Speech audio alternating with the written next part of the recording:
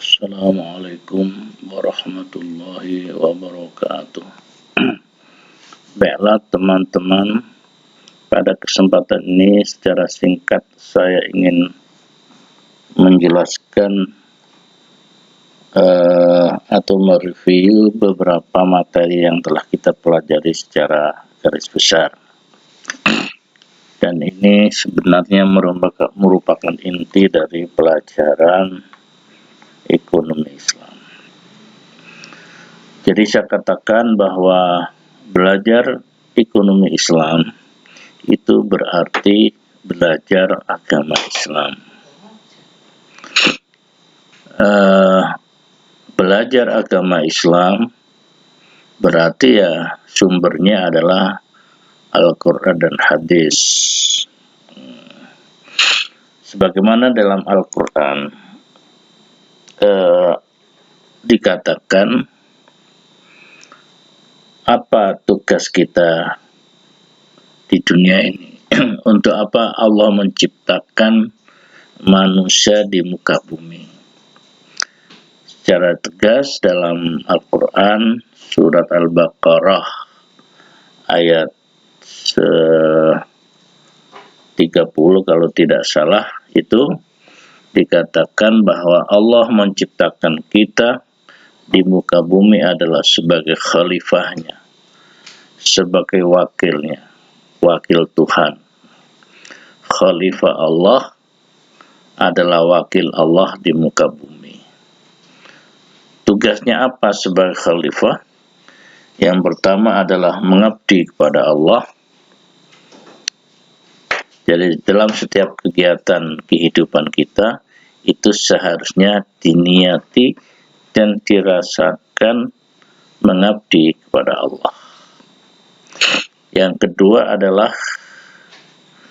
menebar kebaikan. Wa ahsin kama ahsanallahu ilaik wa la tabghil fasada fil ard innallaha la yuhibbul mufsidin. Berbuat baiklah kamu di atas bumi sebagaimana Allah telah berbuat baik kepada kamu sekalian. Yang ketiga adalah menebar rahmat. Menebar rahmat kepada alam, kepada semua alam. Islam itu adalah rahmatan lil alamin. Islam itu adalah rahmat bagi semua alam, semua umat, semua ciptaan.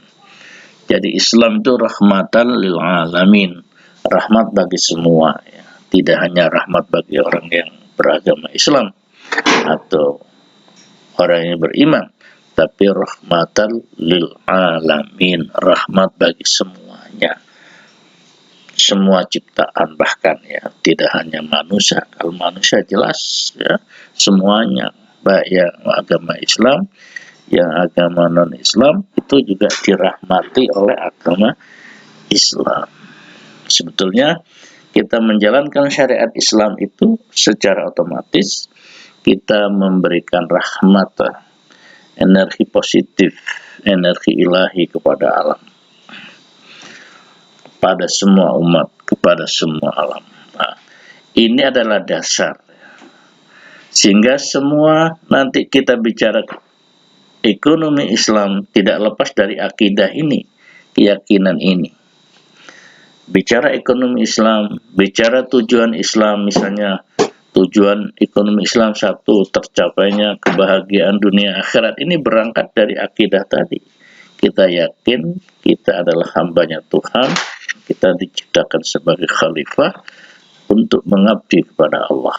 Jadi dalam setiap kegiatan kita itu juga harus diniati dan dirasakan mengabdi kepada Allah Subhanahu wa Ta'ala, ya. Tidak hanya sholat, puasa, zakat dan lain-lain, beraktivitas keduniaan termasuk beraktivitas di bidang ekonomi, kita harus diniati dan dirasakan untuk mengabdi kepada Allah. Ini kunci, ya. Jadi kita tidak usah terlalu detail, ya, karena kita ini mahasiswa satu manajemen biasa umum, jadi ngerti tentang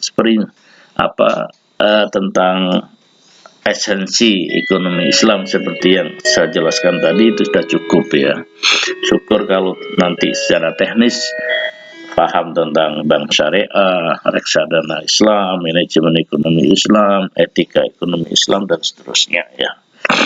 Jadi semuanya nanti kita bicara bank syariah misalnya, itu tidak lepas dari akidah tadi.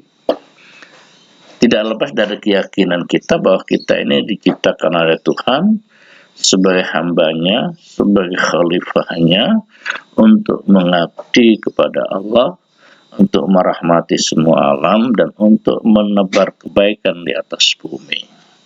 Ketika kita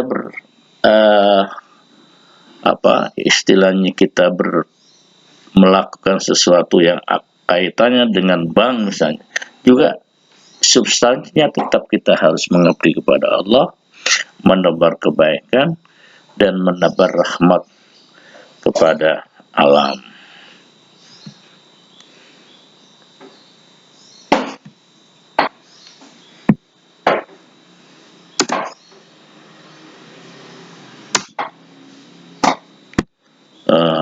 Demikian juga bicara reksadana Islam misalnya, kita juga harus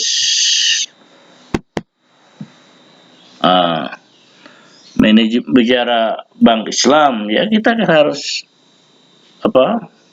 tidak lepas dari prinsip tadi.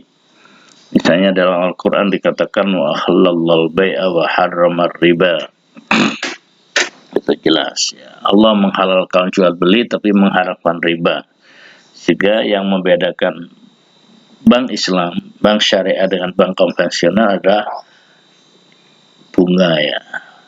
Bank syariah nggak mau bunga, yang mau adalah bagi hasil ya. Bagi hasil, akad mudharabah dan sebagainya itu ya. Demikian juga kita bicara manajemen ekonomi Islam ya, juga begitu. Tidak lepas dari keyakinan tadi ya, kita diciptakan oleh Allah sebagai khalifah Allah di muka bumi, sebagai diberi kepercayaan untuk mengelola bumi dan isinya ini harus dilakukan dengan prinsip-prinsip yang telah dihalalkan, dibolehkan oleh Allah Subhanahu wa Ta'ala, tidak berbuat kerusakan dan sebagainya.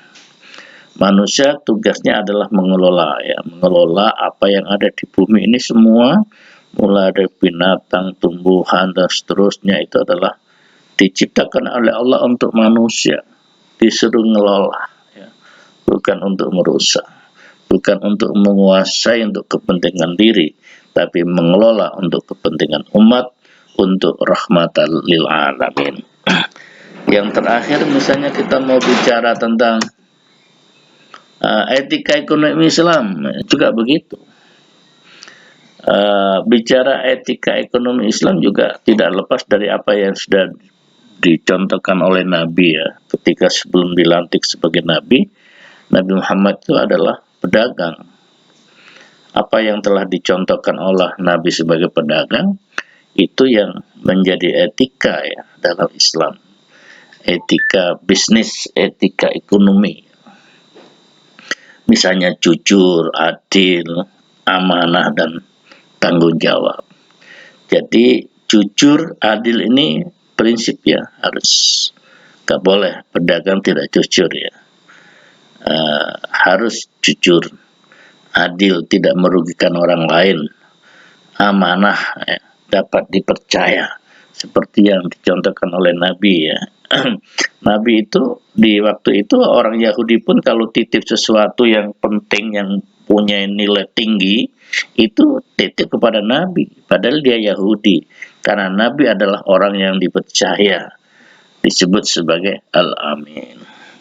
Demikian yang bisa sedikit saya sampaikan. Ini sebagai pertemuan terakhir kita, mudah-mudahan ada manfaatnya. Paling tidak saudara ngerti tentang apa yang saya sampaikan tadi tentang substansi ekonomi Islam itu adalah apa tadi, tidak lepas dari akidah, tidak lepas dari tujuan ekonomi Islam, dan seterusnya, dan seterusnya. Itu saja faham, insya Allah Anda sudah saya anggap cukup, karena Anda adalah mahasiswa